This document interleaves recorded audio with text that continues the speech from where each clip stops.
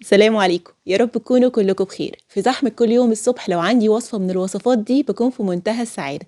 بسميهم وصفات الشوفان المنقذة. تحضيرهم سهل جدا، مش هياخد منكم وقت ولا مجهود. تقدروا تحضروهم مسبقا وتسيبوهم في التلاجة أو في الفريزر.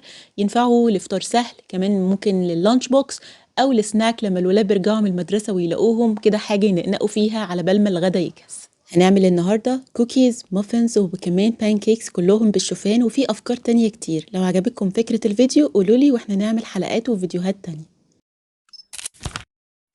أول وصفة معانا هي المافنز بيكون قوامها مختلف شوية عن الكيك، كريسبي شوية من بره ومن جوه هشة ولذيذة، وطريقتها سهلة جدا.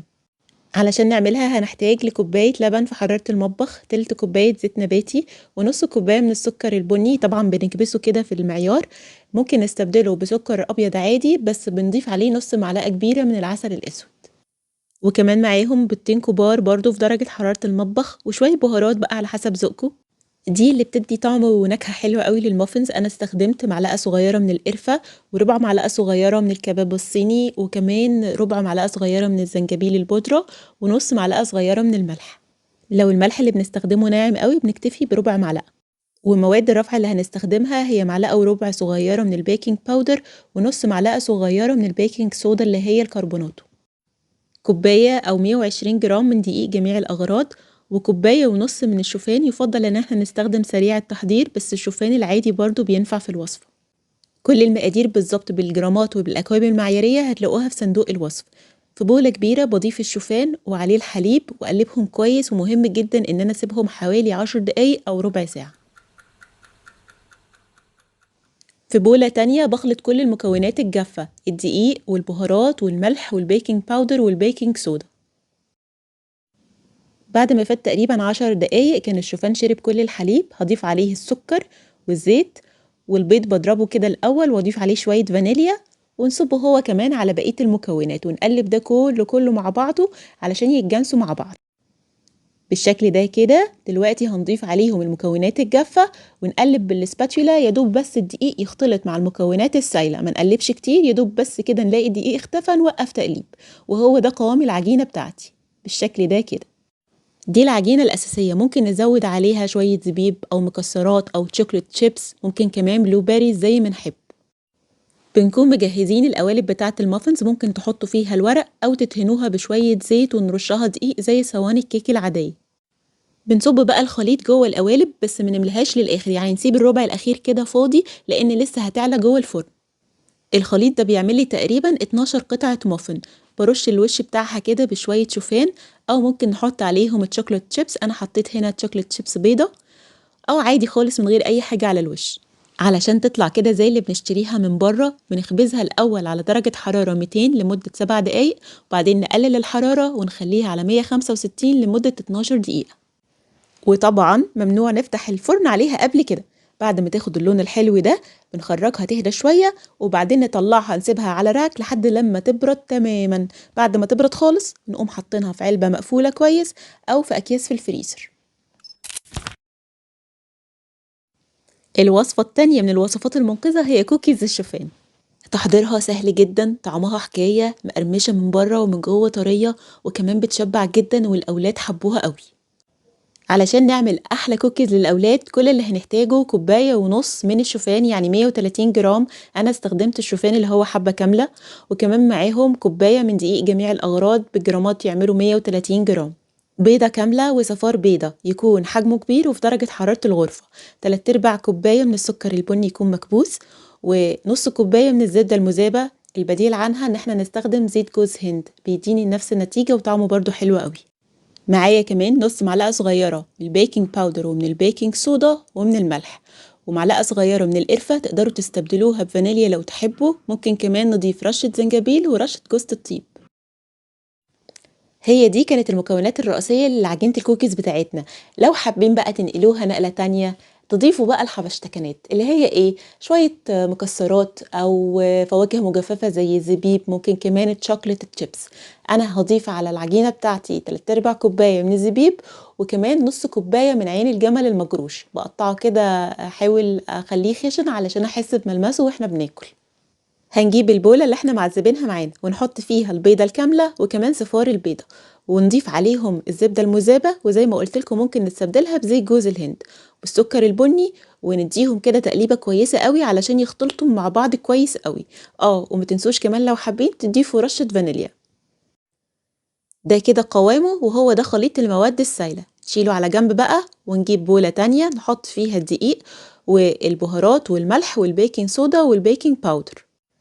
برضو هنقلب ونخلط المواد الجافة كويس قوي مع بعض، ونقوم ضايفين المواد السائلة على خليط المواد الجافة، ونجيب الاسباتشولا الجميلة بتاعتنا ونخلطهم كلهم مع بعض لحد لما نلاقي الدقيق اختفى خالص وما بقاش ليه اي اثر.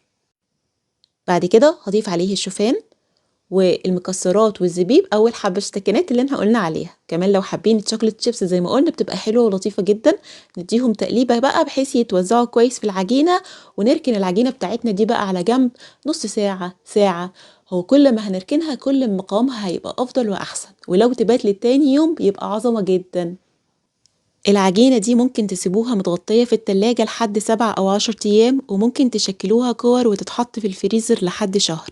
وقت ما باجي أخبز بدهن الصاج بتاعي بشوية زيت خفيف قوي، مسحة خفيفة، أو ممكن تستعملوا ورق زبدة. طبعا العجينة لما بترتاح وتشرب السوائل طعمها يبقى أحلى وتشكيلها كمان يبقى أسهل. بآيس كريم سكوب أو معلقة أكل تكون كبيرة مليانة، اخد القطعة من العجين وما بين ايدي كده اشكلها على شكل كورة، ولو بليتوا ايدكم مسحة مية خفيفة قوي هتساعد ان العجينة ما تلزقش فيها. ورصهم بقى في الصاج وما بينهم مسافات علشان لسه لما هيدخلوا الفرن هيزيد حجمهم. تمام قوي كده، عملت تقريبا 20 حبة كوكي. دلوقتي بقى هندخل الصينية الفرن على درجة حرارة 160، تقعد تقريبا من 10 ل 12 دقيقة، او لحد ما تلاقوا لونهم بقى ذهبي كده وجميل.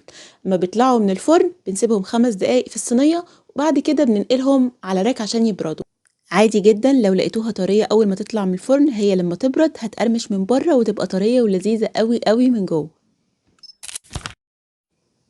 اخر وصفة معانا بانكيك الشوفان في الخلاط، مفيش اسهل ولا ابسط من كده. اكيد نجم الوصفة هو الشوفان، هنحتاج منه الكوبايتين، ومعاهم هنحتاج لكوباية من الحليب في درجة حرارة الغرفة، نزود عليها معلقة كبيرة من الخل او عصير الليمون، نديلهم تقليبة ونركنهم على جنب كده 10 دقايق ولا حاجة. هتلاقوا الحليب بدأ يفصل. بالطريقة دي البانكيك بتاعنا بيبقى هش جدا. هنضيف كوباية اللبن، ممكن نستبدلها بكوباية باتر ميلك بتلاقوه جاهز في السوبر ماركت، وعليهم بيضتين في درجة حرارة الغرفة، ونزود عليهم معلقتين صغيرين من الفانيليا السايلة أو فانيليا بودرة يعني مش هتفرق. معلقتين كبار من الزبدة السايلة، ممكن تستعملوا زيت بس الزبدة كده بتدي طعم أحلى. معلقتين أو 4 معالق من السكر يعني على حسب ذوقكم. ممكن تستبدلوا السكر بعسل النحل أو الميبل سيرب. كمان هنزود معلقتين صغيرين من البيكنج باودر، معلقة صغيرة من البيكنج صودا، وربع معلقة صغيرة من الملح. وفي الاخر خالص هنضيف كوبايتين الشوفان، وحاولوا ان انتوا تحطوا المكونات بالترتيب ده علشان ده بيسهل من خلطهم في الخلاط. نضربهم كويس جدا ضربا مبرحا لحد لما يتحولوا لخليط ناعم بالشكل ده. طبعا هتشوفوه وتقولوا ايه ده يا داليا، دي شوربه مش بانكيك خالص. لا، انتوا اصبروا عليه، اركنوه على جنب كده نص ساعه، هتبصوا تلاقوا الشوفان بدأ يشرب من السوائل ويتقل بالشكل والقوام اللي انتوا شايفينه ده. نجيب الطاسة بتاعتنا تكون ما بتلزقش ونسخنها على نار متوسطة، ندهن مسحة خفيفة خالص كده من الزبدة، ونبدأ نصب الخليط بتاعنا. تلت كوباية أو ربع كوباية بيكون حجم مناسب يعني على حسب ذوقكم. بنزلها وافردها بسنة كده بالشكل ده، ونحاول ان احنا نصبهم بعيد شوية عن بعض لان البانكيك هيفرد في الطاسة. انا بحب طعم الزبدة فبدهن الطاسة، لكن هي لو مش مدهونة برضو بيطلع لون البانكيك احلى كمان. النار بتاعتنا كده تكون متوسطة، نسيب البانكيك على الناحية الأولانية كده دقيقة أو 2، هتلاقوا بدأ يطلع فقاقيع على الوش وبدأ البانكيك ينشف بالتدريج. ما نستعجلش عشان لو قلبناها بسرعة هتبصوا تلاقوها فركشت وبقى شكلها حاجة تانية خالص غير البانكيك. برضو بعد ما بنقلبها بنسيبها على الناحية التانية برضو دقيقة أو 2 لحد لما تستوي تماما. بصوا شكلها من الناحية التانية يجنن. بعمل كمية من البانكيكس دي واسيبها تبرد، وبعدين بحطها في علبة من علب التلاجة، وجزء منه بسيبه في الفريزر. وقت ما بحتاج منها بخرجها من التلاجة، اسيبها تاخد حرارة الغرفة، او ان انا بسخنها في الميكروويف. نقدمها مع شوية عسل او ميبل سيرب، حتة زبدة او الفواكه اللي انتوا بتحبوها. لو عجبتكم فكرة الفيديو اكتبولي في التعليقات علشان نجهز فيديوهات تانية وأفكار جديدة أكتر للشوفان. لو وصلتوا لآخر الفيديو شكرا ليكم، ما تنسوش تشتركوا وتفعلوا الجرس علشان تشوفوا كل الفيديوهات الجديدة، وكمان تشوفوا بقية الفيديوهات التانية هتعجبكم جدا. أشوفكم على خير، سلام عليكم.